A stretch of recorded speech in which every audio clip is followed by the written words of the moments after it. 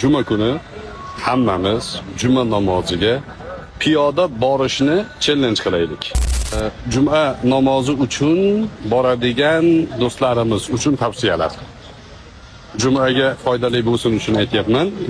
Iloji bo'lsa ko'pchilikka tarqatinglar. Ertaga juma namozini o'qigani ko'pchilik boradi, ishdan chiqadi, uydan boradi.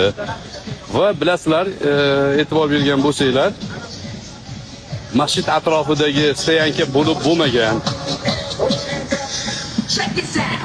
Masjidning atrofiga mashinalar tartibsiz tiqilib ketadi. Hatto odam yurolmay qoladi. Hatto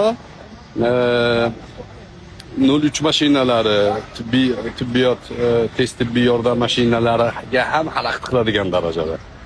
Ba'zi narsalarni eshityapmiz, shu mana shunga juma namoziga yoki boshqa namozga kirib ketishda mashinasini tashlab kirib ketgan odamlarni sababidan ko'p noqulayliklar yuzaga kelgan.